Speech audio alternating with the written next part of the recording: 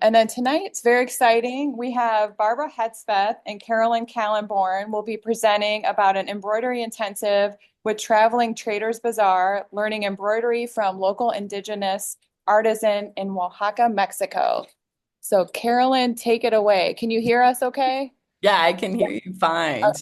And I'm also here with Miriam Campos, who's on the line here with us too, who was we lead tours together with another partner of ours, Kim Hunter, who's not on the line with us today.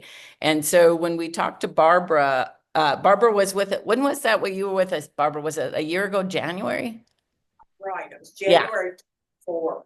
2024, right. So that was a year, like a little over a year ago. And I think we've done two more since then, right? Miriam, or is it three? Two more, right? Tumor. Two more, right. So we just finished one up a couple of weeks ago. And when we talked to Barbara about what we would talk about, because we could go through the tours, but we all thought it would be interesting to talk a little bit about collaboration and just textiles in general in Oaxaca. And specifically, Miriam and I have been collaborating together since I think it's going on 15 years or something like that now. And so we thought we'd talk about some of the projects we've done together and then give you a little bit of information about the tours at the end.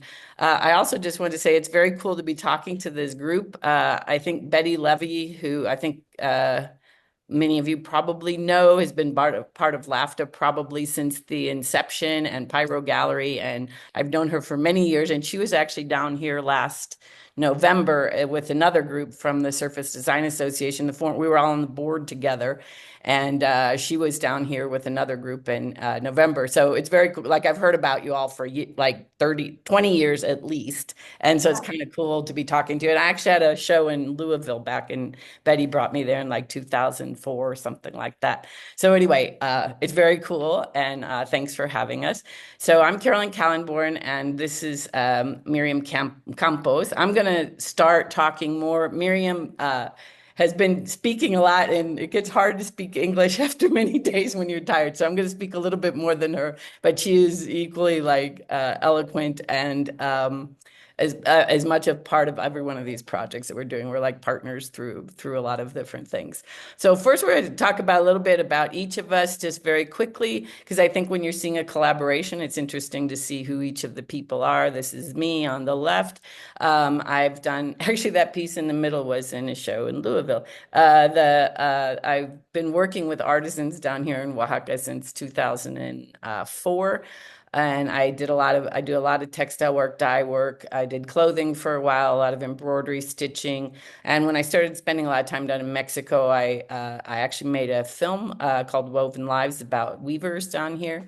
I also do a lot of installation art. I'm super interested in light and shadow.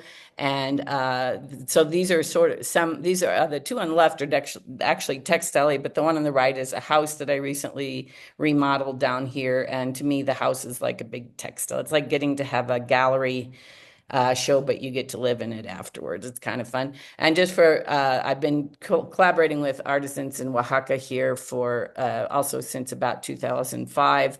And this is a show I had with work that was made, some by me and some by Oaxaca artisans. And that was at the Textile Museum here in Oaxaca in 2013. So, Miriam. And this is me. It's a great pleasure for me to see again Barbara and, of course, be with this amazing group. I'm Miriam Campos, and I'm from San Antonino Castillo Velasco. It's a village near to Oaxaca, like 20 miles to the south of Oaxaca City. And I belong to a family who has been related to textile creations for several generations. So there's a picture of me and my family. So my mom and her sisters and all my cousins, we are all related to this art. The blouse that you see on the bottom is the type of traditional blouse that we used to do and wear in here in town. And that one is a very old one. It's 80 years old, and I reconstructed some of the gaps there, but it's very appreciated for me because it has a very good story behind. So if we have more time in another occasion, I will tell you a little bit more about this blouse.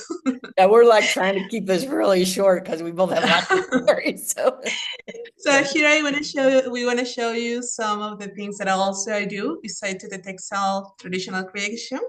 I also do some modern or contemporary art collaborations with a silver company, with my community, and also I make a kind of a sculpture textiles with another group of people, which is this sculpture represents some of the stages of my life because I'm a chemical engineer and it management, a lot of graphics and numbers, and also use my traditional embroidery in some other things like the face mask in the 2020 crazy pandemic season and in some other opportunities that I have. So this is part of the things that I do. okay, go ahead, Miriam. Why don't you do this one? Well, that's the part of the work that we are doing by ourselves, but also we have been the greatest opportunity to get together somewhere. And that start when Carolyn started film this life and death film for the La Vida de los Muertos in 2014. She arrives here at the 3 a.m. with a group of people that I didn't know, but all of them, they let me guide them through my fields in my community because we have a very common good friend, Ana Paula Fuentes, which at the time she was the director of the Museum Textil of Oaxaca. And she put us in contact because Caroline was interested in to know what was the Day of the Dead celebration here in my town. And here are some of the pictures that the graves that we decorated for the 3rd of November to say goodbye to our loved ones. There's also a picture of me attending my grandmother's grave because she passed away 2 years ago, actually, right now. So this is a part of the things that she and we get inspiration for this film. Mm-hmm. And because she was interested and show this film into the scream, which is related with textiles, she asked me to embroider this big scream of fabric, which is the first picture with the marigolds. It was one of the most challenging things that I do. That fabric is very complicated to embroider, but it was challenging and at the same time enjoyable. And the other one is a grave that we try to represent the graves that we decorated here, but using the color of the art and a technique that we call here in my town deshilado. So use the empty space to create shadows. For these two pieces and another one that is not showing here, it took me like a year to complete this collaboration, but it was one of I have to say that it was my first collaboration that I really have to call it like that in my experience. Mm-hmm. So, Carol, talk a little bit more. So I was really interested in how, because I do like film and textiles and this whole thing, light and shadow and theater and things. And I was interested in how light and video could play off of textiles. So this first thing that we did back in 2015 and then later showed in 2016 is what the fabrics and the things we worked with were really thinking about how the light is going to play on the surface and the light passing through those surfaces and how the video images that are moving continue to move behind it. So I wound up, this is kind of what it looked like. There were multiple layers. There were 5 layers of fabrics. And so it was in a gallery space and you could walk in and walk around these things. And the embroidery that Miriam did and the deshilado, which means pulled thread work, was very much a part of it because the play of light and shadow made for this very sort of surreal space. And it was all in celebration of the dead. So it was mixing the video and the textiles. So we showed it again in 2016 in the library in downtown Oaxaca in the middle of a big building. So it was a different setting. We had to move it around and they had this great big fountain in the middle of it. So we had to figure out what to do with it. You can see the sky. I like these because you can see what the actual fabrics look like and the scale of the things. And so the fountain in the middle, you couldn't get around it, and it was right where one of the main textiles was supposed to hang because it's all related to the relationship to the projector. And so we decided to like turn it into like a little altar type thing. So we're putting sand paintings and flower petals, which are really common on the graves. And this is what it looked like from the top, and what it looked like during the day. And then at night, again, the projections were on there so that because this had an out there was this had no ceiling here. It's an outdoor space or an indoor patio, I guess, with no ceiling. So you could kind of walk around through those and see all the way the shadows interact with the space.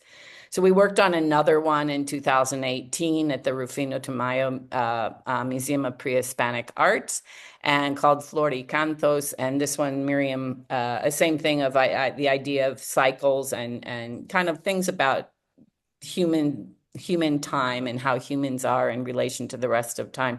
And Miriam embroidered this gigantic tree over here, which we'll see in close up in a couple other pictures coming up later. So this had like an interactive element where people were to think about what they wanted to leave when they were gone, and how they wanted to be remembered, and they could write something down and take something back with them. And then we did another show. We're jumping ahead a little bit up into 2022, where rather than it being sort of my show and I'm asking Miriam to create parts and elements of this, it was one called Intercambios that we did during the pandemic. It wasn't supposed to be during the pandemic, but it wound up that way. So we wound up all the very first parts were all done on Zoom instead of being able to be together in an artist studio. But the idea was to get artists from Oaxaca and artists from Madison, Wisconsin. I forgot to say earlier, I was a professor at Madison, Wisconsin for many years, and at Kansas City Art Institute before that too. Anyway, we wanted to get people from both ends and have them collaborate on pieces together rather than this is mine and, how are we going to have you make this part? And we were really more all partners on this thing. So the idea was we wanted to talk a little bit about Day of the Dead and kind of the ephemeral nature of life. And so a lot of our pieces wound up for that. I wound up going back and taking a piece that this had been part of the textile museum, show the big tall piece on the side. Those were all hand woven by a weaver here in Oaxaca back in 2013. And I took them all apart, and I figured out how I wanted to work them out in terms of panels that we could use for a whole different thing.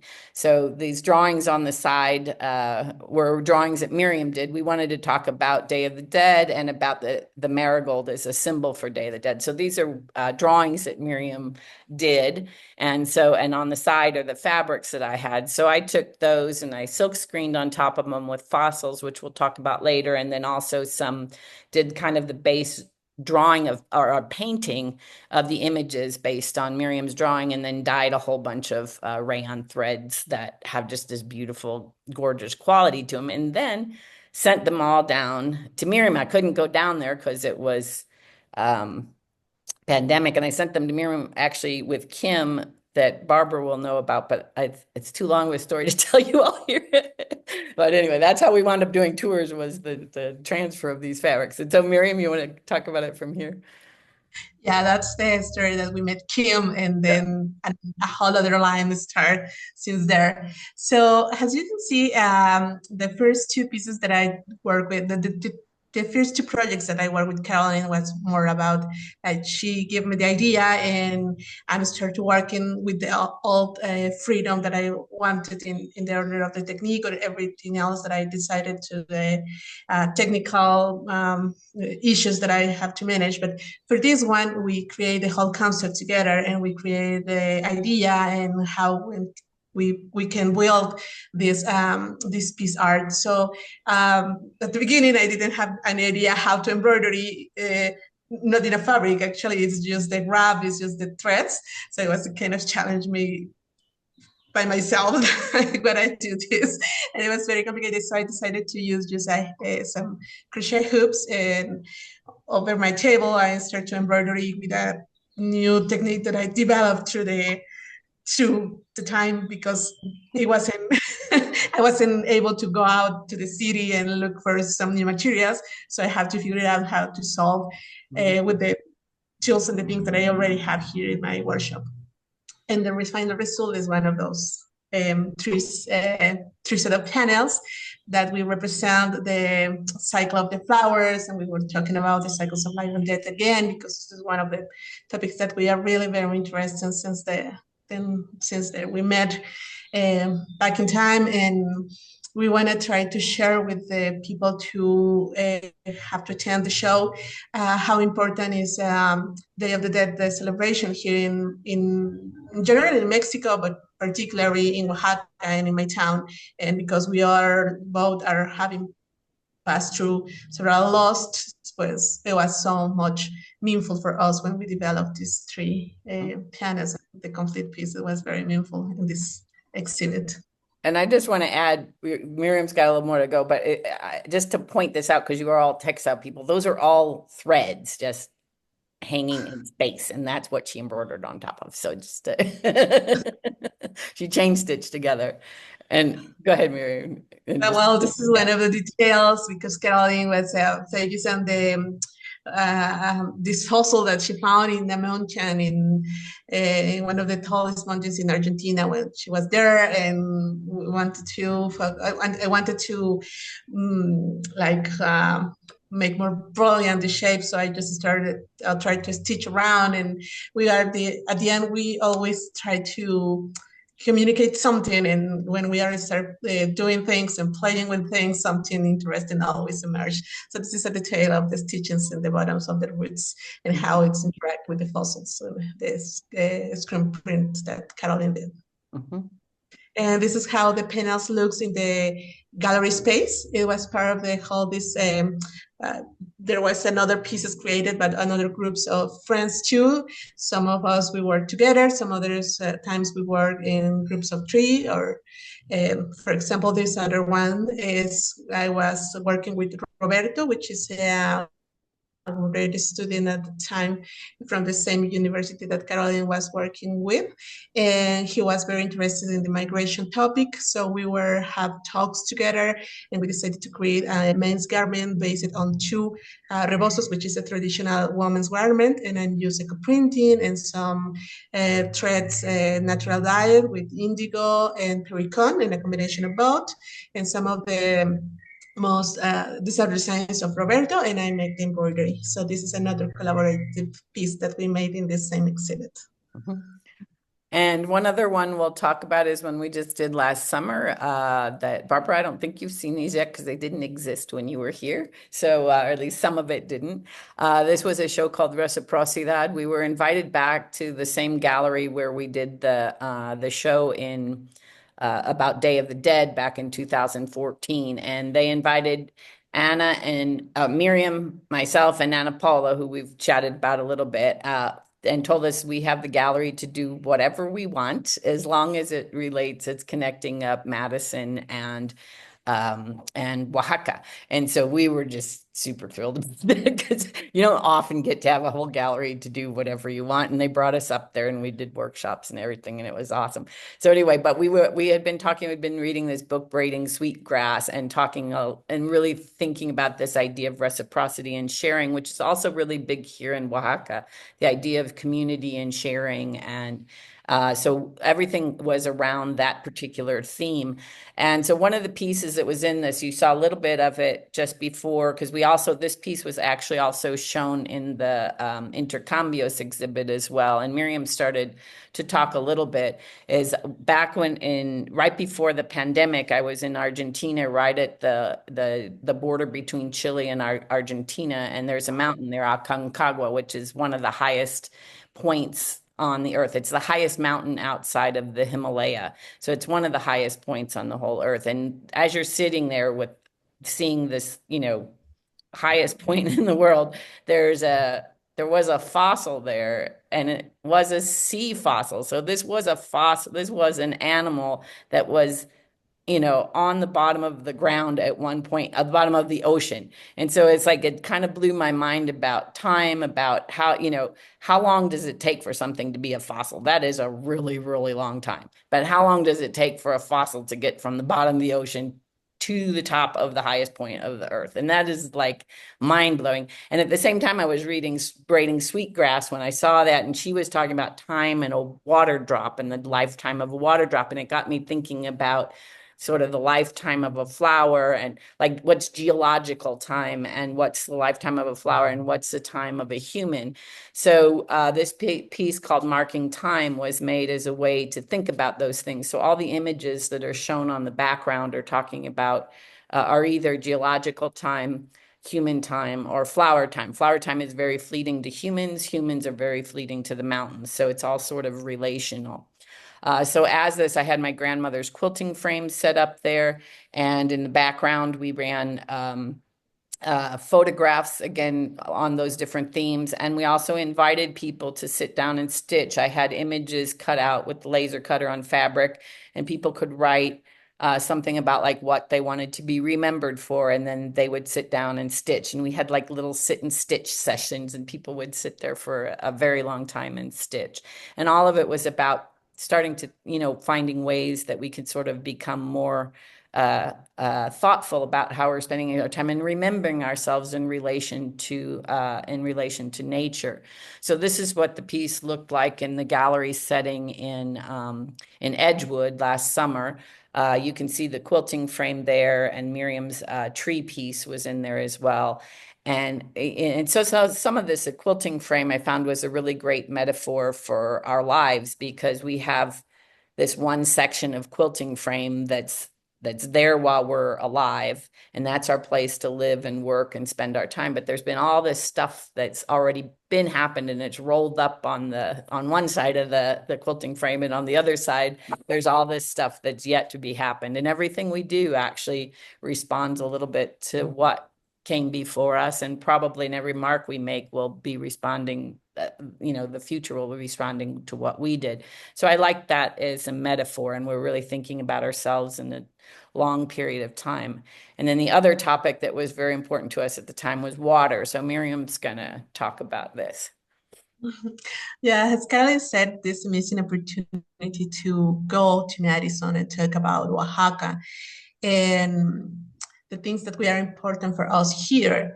And at that time that when we received the invitation, we have a very bad drought here in Oaxaca. So the water was or one of the most beautiful, valuable things that we have in here. And it repeats every year. So for us, it's kind of at the same time something that we have to live with, but also something that we worry about every year. So in the evolution of these collaborative projects, at the beginning we started to like, here's the idea, and we can do this part, and the other one can do another thing. And through the evolution and through time, actually we get this part of we get this point where every idea of everyone involved in this creation, it's mixed with the ideas of the others. So because we are not, for this particular piece, wasn't just Carolyn and I, we were also with Ana Paula, which are the pictures that we use for, and Alejandro, which is a good carver, and Tito, which is a weaver. So we use parts of the pieces that we already made for some other exhibits because we don't have enough time, but also we create new pieces for this particular exhibit of reciprocity. This is one of those, the El Agua Habla. And for this, yes. And The next one? Okay. Yes, thank you. And for create this, the Water Speak, Ana Paula suggests, she's a photographer and she thinks that she wasn't very handy, which actually is not true. She's very creative too, but her way to express her creativity is through pictures. So she give us some of their pictures related to water. And so Carolyn and I, we can choose 5 of them and pick one of the things that call us and start to intervene the picture with fabrics and threads. So these are our responses here. Some of them are about the shape, about the general idea, about the roots, about drops, about the flowers, or the reflection.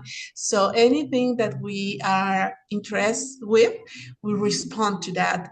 For example, in this case, I was attracted to the drops of the water of the leaf. So I was kind of afraid at the beginning. Actually, this was the last piece that I worked with.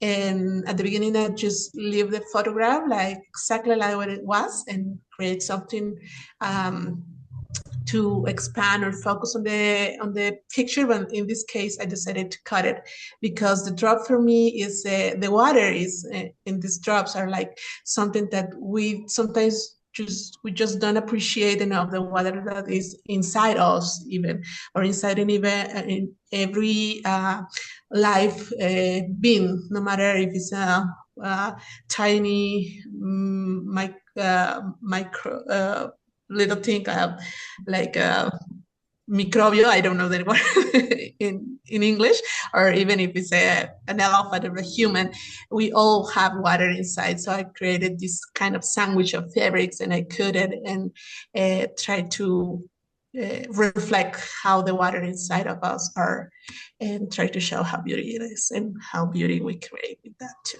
And this is one of example of Carolyn made.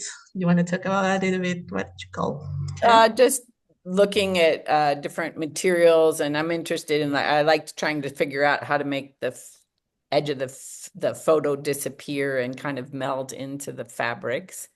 And other ones looking at that same similar theme about sort of being alone. Each of these boats, the original photo you can see on the back wall, that was actually part of the other part of the presentation. But then the boats, then I went in and stitched them and dyed them or dyed and painted and things. But thinking about each of us as individuals kind of on our boat, and we're all like, our boat is sort of our life on our own journey, and the water is absolutely critical to everyone. What we don't have pictures of is on the back of, we held these in space.